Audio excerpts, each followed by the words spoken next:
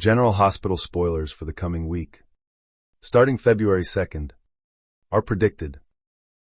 The sound of glass shattering echoed through the hallway as Jason lunged forward without thinking, his body moving on instinct as Britt screamed his name, and someone unseen fled into the storm outside, leaving blood on the floor and fear hanging thick in the air. A moment that would soon prove that Jason trying to protect Britt might be the very thing that placed everyone he loved in greater danger. Jason had come to Britt with a single purpose: to stand beside her when the walls began to close in. To offer protection in a town where loyalty shifted like sand and danger never announced itself politely. He believed that staying close to Britt would keep her safe, that his presence alone could deter whatever threat was forming around her. Instead, his arrival only inflamed old wounds and deepened resentments that had never truly healed. Brad could barely hide his hatred when he saw Jason near Britt, his anger sharp and unfiltered, fueled by the belief that Jason represented every bad choice and every loss Britt had endured. Brad did not see a protector. He saw a reminder of chaos and pain, and the more Jason insisted on staying, the more hostile Brad became, creating a volatile tension that Britt could feel tearing at her from both sides. Carly was watching all of this with a cold and calculating eye. From the moment she realized Jason had grown close to Britt, Carly had refused to accept it as anything other than a mistake or worse, a manipulation. In Carly's mind, love was never simple, and Britt's past made her suspicious by default.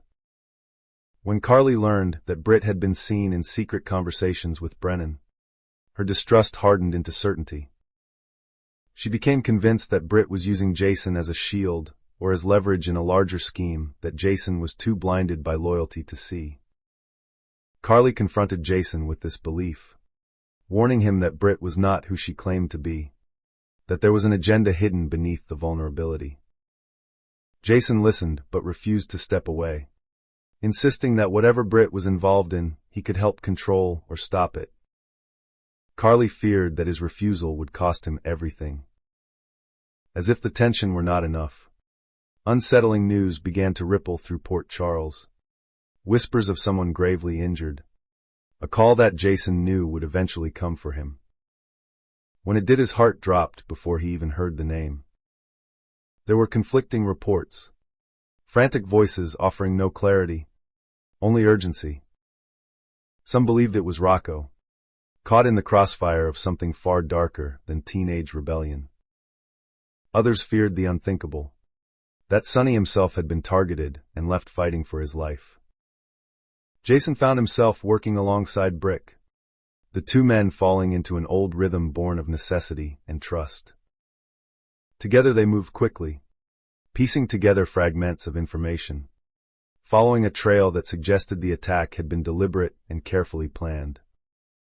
If Sonny was the one lying wounded somewhere, then the entire balance of power in Port Charles was about to shift. The possibility that Rocco could be hurt weighed heavily on everyone who cared about him, especially since there was one person who had both motive and opportunity to strike. Charlotte's anger had been simmering for weeks, building beneath the surface as her carefully constructed secrets unraveled. Rocco had stumbled into things he was never meant to see, plans Charlotte had worked tirelessly to keep hidden. Worse still, he had discovered something deeply shameful involving Charlotte and Danny. A connection that crossed lines that could not be ignored. Though they were only distant relatives, the truth was that their feelings for each other were forbidden and dangerous, and Charlotte knew that exposure would destroy her. Her anger toward Rocco became consuming, twisting into something reckless and vengeful. If Rocco had been harmed, many believed Charlotte's rage was the spark that lit the fuse. While chaos brewed among the younger generation, Valentine was living in the shadows, forced to seek yet another place to hide as enemies closed in from all directions. The snowstorm that had recently battered the region only heightened the danger, making every movement a risk. Valentine had received word that Charlotte was safe after the storm, a relief that nearly brought him to his knees. Yet knowing she was alive was not enough. He needed to see her, to assure himself with his own eyes, even if it meant stepping out of hiding. Against his better judgment, Valentine slipped through the streets in secret, every footstep carrying the threat of discovery. Unknown to him, someone was watching, tracking a familiar silhouette in the distance, unsure whether it truly was Valentine or merely someone who looked like him. Carly once again found herself drawn into Valentine's dangerous orbit. Fate or coincidence placed her near him at the worst possible moment. And when it became clear that someone was following Valentine, Carly intervened without hesitation. In the confusion, Charlotte herself appeared, stepping into the path of the pursuer in a desperate attempt to protect her father. Whether she recognized the threat clearly or simply reacted on instinct was uncertain, but her presence changed everything, turning a shadowy chase into a public and perilous confrontation. The fallout reached Nina soon after, striking her with a shock she had not seen coming. Charlotte confronted her with bitter accusations, insisting that Nina's betrayal was the reason Valentine had been forced to disappear yet again. According to Charlotte, Nina's disloyalty had stolen precious time she could have spent with her father, robbing her of the chance to feel safe. Nina was devastated, struggling to defend herself, swearing that she had no knowledge of the decisions that led to Valentine's relocation. Her pleas fell on deaf ears as Charlotte refused to listen, her grief and anger too raw to be soothed by explanations. The rift between them widened, leaving Nina questioning whether she could ever regain Charlotte's trust. Amid all this turmoil, Marco was quietly setting a new plan into motion. Unlike his previous schemes, this one carried real bloodshed as its likely outcome. Many suspected that Marco was the one behind the attack on Sunny, driven by ambition and resentment that had festered for years. Yet Marco was not acting alone, and the identity of his accomplice remained a dangerous mystery. What was clear was that his father Sidwell wanted no part in it. Sidwell had warned Marco repeatedly that striking Sunny now would ignite a war that could not be controlled. He had tried to stop his son, to reason with him, even to threaten him, but Marco's obsession had already carried him past the point of caution. Sidwell's opposition only pushed Marco further, convincing him that this was the moment to prove himself regardless of the cost. As secrets and lies multiplied, Willow found herself facing a different kind of reckoning. New rumors surfaced about Drew, rumors that shook her to her core. Some whispered that the man lying in the hospital bed was not the real Drew at all, but a copy, a stand-in designed to fool everyone while the real Drew remained hidden, preparing to return. Whether the rumors were true mattered less than the effect they had on Willow. She clung to an image of herself as a victim, presenting a fragile exterior to anyone who would listen. Behind that facade lay a single driving purpose: to conceal the truth that she had attacked Drew. Every tear she shed and every plea for sympathy was carefully calculated, a shield against suspicion as the walls around her slowly began to crack. All of these lives were moving toward an inevitable collision, each choice tightening the knot that bound them together. Jason remained at the center, torn between his need to protect Britt and the growing realization that his presence might be endangering her even more. Carly's distrust continued to spread, poisoning alliances and forcing people to choose sides. The injured victim had yet to be publicly named, leaving fear and speculation to run rampant, while Charlotte's fury threatened to explode in ways no one could control. Valentine gambled to see his daughter risked exposing him to enemies who had been waiting patiently for a mistake. Nina's heartbreak deepened as she faced the possibility of losing Charlotte forever. Marco's dangerous ambition edged closer to open war. Willow lies stacked one atop another, each one more fragile than the last. The storm outside had passed, but in Port Charles the real storm was only beginning, gathering strength in every whispered accusation and every desperate act of love or revenge, with no clear sign yet of who would survive when it finally broke.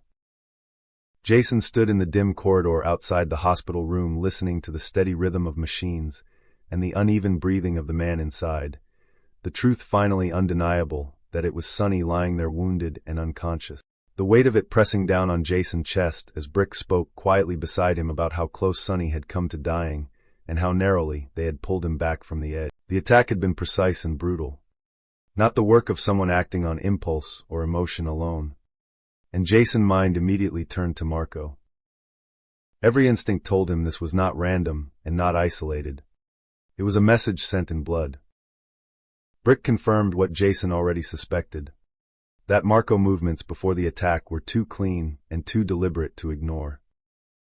Someone had helped him, and someone with access and influence had cleared the path. Jason knew then that staying focused on Britt alone was no longer enough, because the danger had expanded beyond personal loyalties and into something that threatened to tear Port Charles apart. Carly arrived not long after, her face tight with fear and anger when she saw Sonny's condition.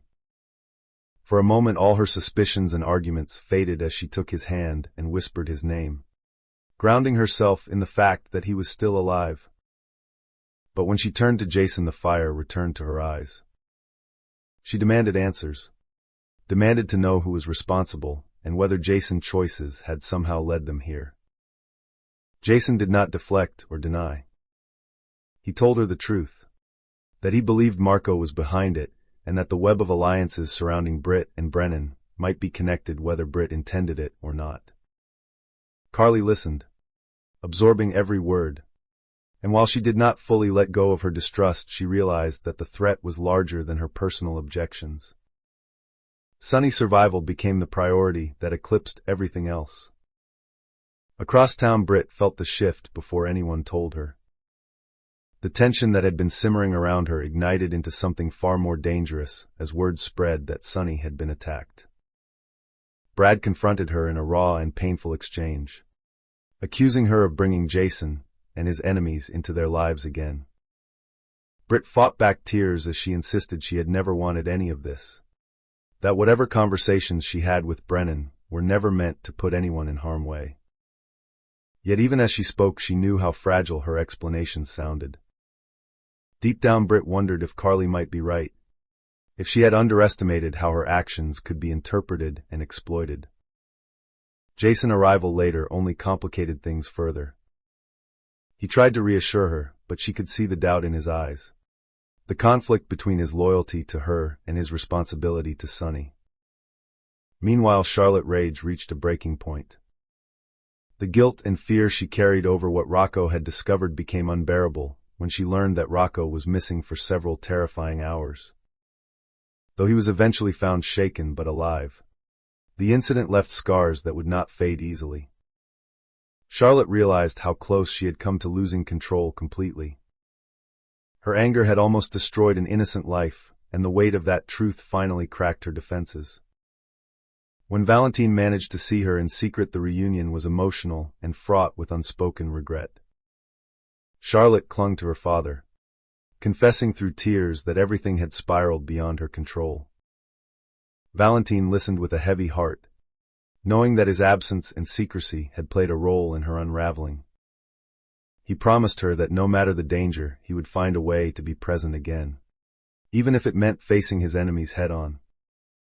That promise nearly cost him his life. As Valentine left the meeting place, someone stepped out of the shadows, weapon drawn and intent clear.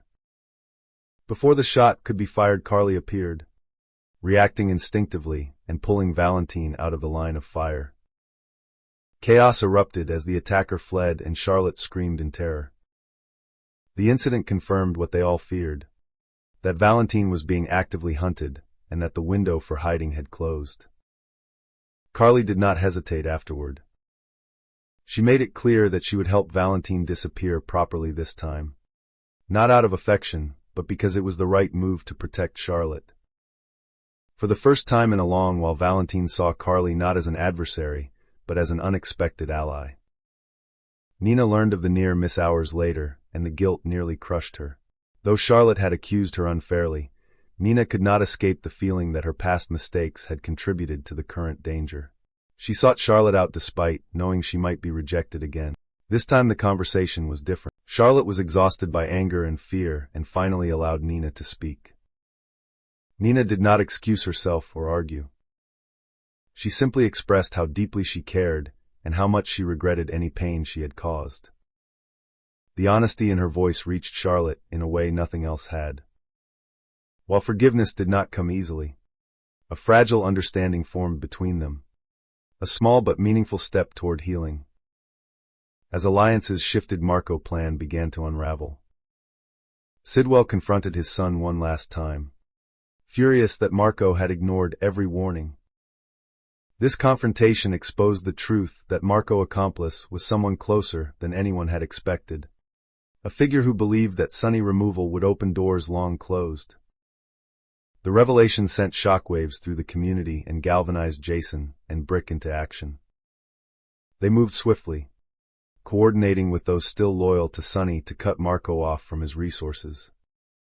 When Marco realized he was cornered, he became desperate and reckless, leading to a final confrontation that ended with his arrest. Sidwell watched silently as his son was taken away, the cost of ambition etched deeply into his face. With Marco's threat neutralized, attention turned back to Sonny's recovery. Slowly he began to improve, his return to consciousness a moment of collective relief. His first words were quiet but firm, making it clear that he intended to reclaim control and ensure that those who betrayed him would face consequences. Jason stood by his side, feeling both relief and the familiar weight of responsibility settle back onto his shoulders. In the midst of this reckoning, the truth about Drew finally surfaced. Evidence emerged that confirmed the man in the hospital had indeed been an imposter, a cruel deception that had allowed the real Drew to be held elsewhere. When Drew returned, his presence shattered Willow's carefully constructed lies. Faced with undeniable proof and mounting pressure, Willow's breakdown was inevitable. She confessed to attacking Drew in a moment of panic and desperation, her attempt to play the victim collapsing under the weight of reality. The fallout was swift and unforgiving, relationships damaged beyond repair as trust evaporated. As the dust began to settle, Jason made a difficult decision. He met with Britt one final time, acknowledging that while their connection was real, his involvement had brought too much danger into her life. Britt understood, even as it broke her heart. They parted with no bitterness, only the quiet acceptance that sometimes love was not enough to overcome circumstance. Carly watched from a distance, conflicted but relieved, recognizing that Jason's choice might have prevented future tragedy. The weeks that followed were marked by cautious rebuilding. Valentine successfully vanished with Charlotte's safety ensured. Nina focused on repairing what she could. Sonny's strength returned slowly but steadily. Port Charles remained forever changed by what had happened, its residents carrying new scars and new wisdom. Jason stood alone one evening looking out over the harbor, reflecting on how close everything had come to collapse. He knew the peace would never last forever, but for the moment there was balance. The storms had passed, the truths had surfaced, and though the future remained uncertain, there was a sense that justice had been served and that those who remained had earned the chance to move forward.